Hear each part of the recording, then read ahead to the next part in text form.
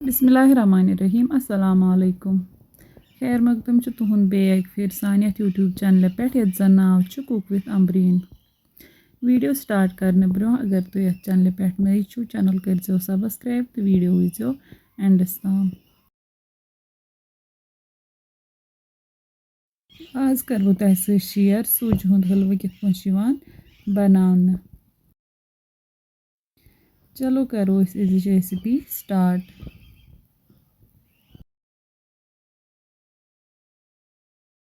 ये निम बह आब लीटर ओड अत मज कर बह ऐड खंड अत मज कर बह खंड कप अख ऐड अस थवन अमि चीज़ ख्याल यूत खंड निमो तूत नी सूज तो तुत नुन गेव तम त्रे चीज़ गसन इक्वल प्रपोर्शनस मज मे ड्राई फ्रूट्स थमित गो त्रा बह अत मज सब्ज ٲल त्रे बे मे कह ड्राई फ्रूट निमित किशमिश काजू बादाम तो बे खोपर स्लाइस कर करो अथ ऐड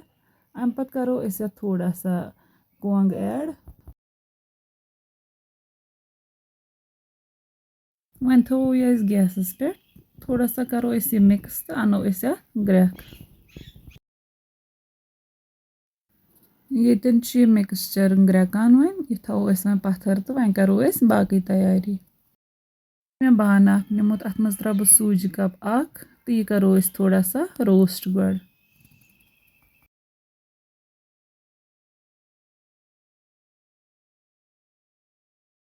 सूज ये रोस्ट गमज तो कड़ो वन नबर अकिस प्लेटस पे तो अत मज करो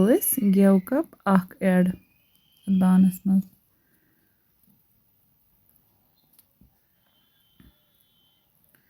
गेव युथु मेल्ट गि तो अत मज करो बे सूज ऐड वापस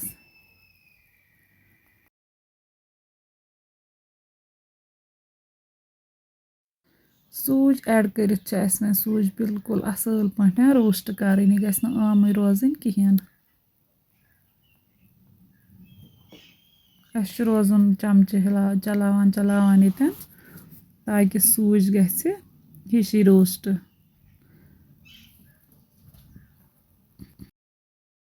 गैस फ्लेम थवन मीडियम हाई तो अत रोजन लगातार कंटिन्यू चलावान चलावान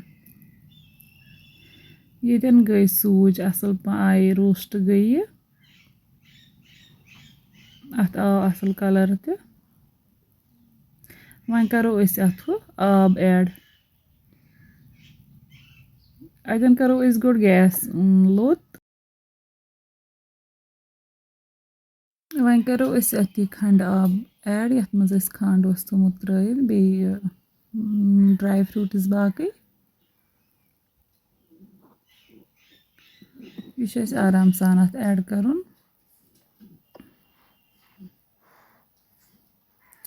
आब ऐड कर हाई फ्लेमस पे तोताम रोजन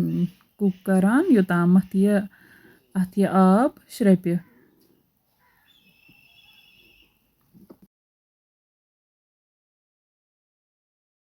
कालस अत यह आब श्रेप तीस कालस लगातार अत खलन रोजन दिवान मगर गैस अतन थवन हाई